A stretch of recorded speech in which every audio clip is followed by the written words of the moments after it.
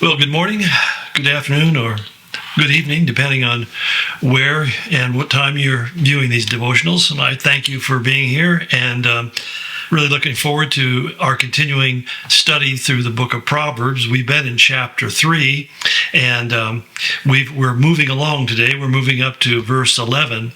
By the way, I have a new T-shirt. I can just show you the front part of it. It has a whole logo on the back, but it was a gift from a friend of ours who is involved in the Special Tactical Forces with the Air Force. Many people are aware of Navy SEALs and other, the Rangers, the Delta Force, and so forth. And the Air Force has their own units that do really tactical and basically, they land behind enemy lines and help to line up targets and other things of that nature. Pretty dangerous and pretty vital to our military forces. And actually, most people don't realize it, but the Air Force's version of this is probably has the most difficult to survive. About 89% of people who apply for it don't make it all the way through. So they're really especially professional and qualified and vital part of our national defense. And so I'm really honored. I'm really honored to have this T-shirt and to share it with you today. Since I've got back from Israel, I have 2 or 3 more that I want to share as we go on in the future weeks. But only 1 T-shirt a week. That's all I can handle. But if you've been following along, or if you haven't, we've been going through chapter 3 of Proverbs, and last week we looked at some really key injunctions that Solomon gives to his son. As he said, he's speaking as a father to his son, trying to prepare him for adulthood and the kind of choices and challenges that's going to present to him. And we talked about 6 things that he hit on. First of all, he said, commit to keeping the commandments of God. And first of all, obviously, you need to know what those commandments are. So if you don't read the scriptures or unfamiliar with them, you're not going to know what the commands of God are. And we use the word command. Many times people kind of get veer off the track because they hear that word command and they think about legalism, they think about rules. And yet, there are certain things, that are just fundamental to survival, and that's what the commands of God are. When he gives the 10 commandments, it wasn't simply God wanting to put strictures on our life so that we couldn't do fun things, but far more importantly and vitally, it's to be able to really keep us from falling off the cliff on either side of the extreme. And so one of the first things he said is there has to be a prior commitment in our hearts that we're going to know and to keep the commandments of God.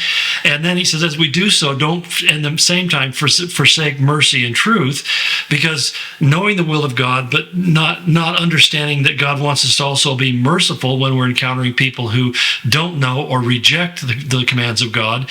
And at the same time, not to compromise truth with the idea of being compassionate, kind, loving, and merciful. And so this balancing act, really, that we have to learn how to walk in our Christian journey. The third thing he says, don't lean on your own understanding.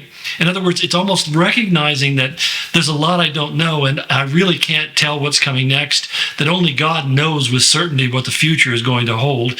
I can know from past experience what has generally been the case, but when you get down to specific issues in our lives, God is the only one who knows those things. And so this idea of leaning not to your own understanding is really implying that you're a person who focuses on prayer in your life and asking God, and there's a real desire and a willingness to hear what God has to say, because sometimes we get locked into our own plans and we don't want to hear what God has to say. We just want God to clear the path so we can do what we want to do. And the problem is that many times you and I want to do stuff that's not in our best interest, and only the Father knows when that is and when is not. Fourthly, he said, in all your ways acknowledge him. In other words, recognizing that if it's good, it's God, and if it's not good, that's me. And that therefore I walk through life realizing that I represent him. I am in the face of Christ in the world that I live in, and I need to acknowledge that fact and be aware of the fact that I'm not a free moral agent in the sense that I can do whatever I want, that God did give me free moral agency, but it was so I would submit myself to the will of God for my life. So this fourth thing is, acknowledging God is the idea that we're saying, Lord, lead me, God direct me, Lord, show me your will, give me your insight and your understanding. The fifth thing he says, don't be wise in your own eyes, but fear the Lord. And that's the thing, you realize that I come to the realization that I don't really know much about anything, and that anything that I do know or understand or insights I have are things that God has given to me or worked into my life through some of the things we'll talk about later on. That's the issue of disciplines. But he says, there's a danger that we get too full of ourselves. We get kind of a conceit, and we think that we know it all. Well, I've done that. I've been through that experience, therefore. And we go into things with our eyes really not wide open, but rather tightly shut, because we don't think we can have to really rely upon God's wisdom and insight. And then last of all, we talked about honoring the Lord with your possessions. I mean, this is kind of the issue where the rubber meets the road, if you will. You can't win God by your gifts and offerings and sacrifices. That God doesn't give you special favor because you've tithed on your income or things of that nature. But what he does say is that I need to recognize where the source of all my blessings come from, where the increase in my life comes from. And that's why he says you need to honor the Lord with your possessions, honor the Lord with your increase. And that's really, as I talked about, the concept of paying a tithe, which is literally a 10% of all that God has given you, because what we're acknowledging is that God can do more with that 90% than we could ever do with that 100%. And it's the idea that I'm going to live by faith in terms of my material possessions, and instead of putting my faith in my own ability to manage those details. So that brings us really to the seventh in this list of things that we need to focus on, or injunctions that Solomon gives to his son. And it's really about, first of all, I think maybe what happens when we disregard these 6 previous injunctions and we begin to kind of, riff off on our own and do our own thing.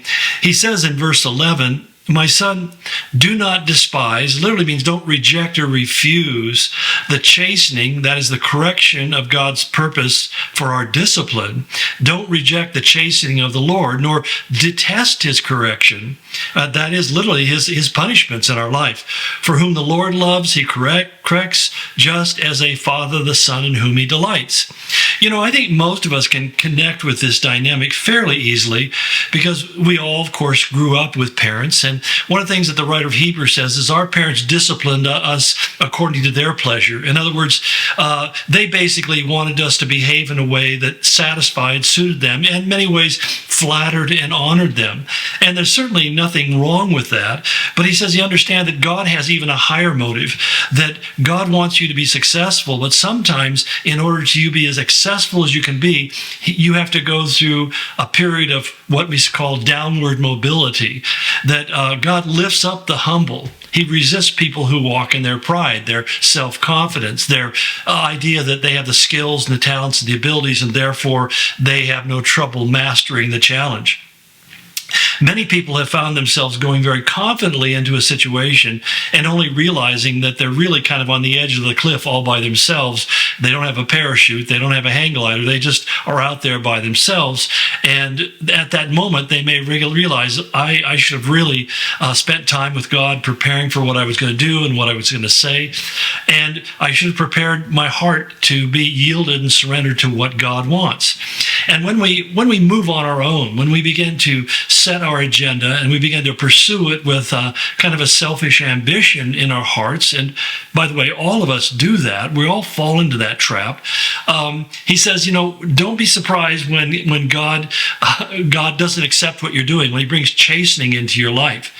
Now, chastening is different than just punishment in the pure sense. We think of chastening as being God taking his wrath out on us. And God doesn't have any need to take out his wrath on anybody.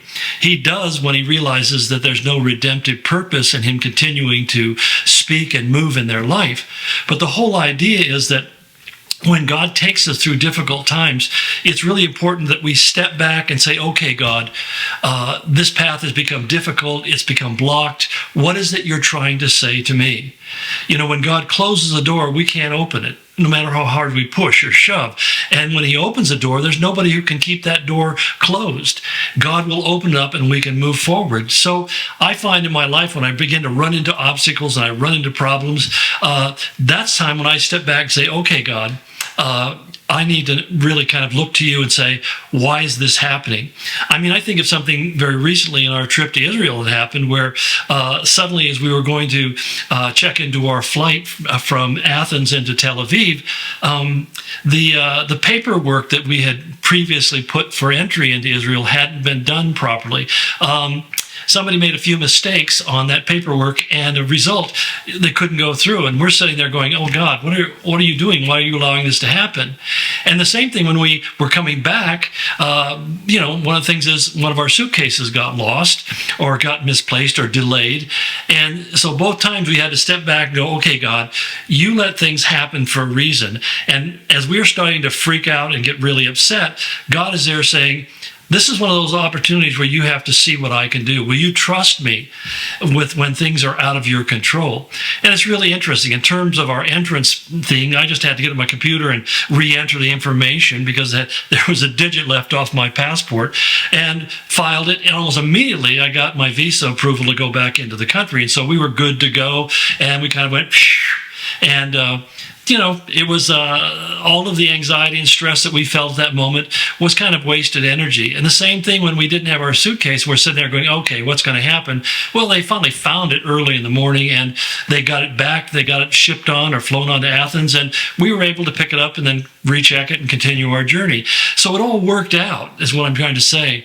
And I think that that's important for us to realize that if God would have blocked me from being able to get my visa entry, I would have interpreted that simply this way: God doesn't want me going, at least today. And the same way, when you lose luggage, there's something that God wants to say is, can you trust me with those things? Those are kind of little things that just are such irritants in our life, but they become such critical teaching moments in our life. And we shouldn't see those as being God's irritation with us, but rather to understand that God uses circumstances to teach us to trust him. Where once again we have to say, God, I'm turning this over to you and asking you to do something. And he does it. He does it over and over again. Well, long explanation, and I apologize if I've been talking kind of fast. I'm sort of adrenalized this morning. Sorry for that. God bless you. I'll join you again tomorrow.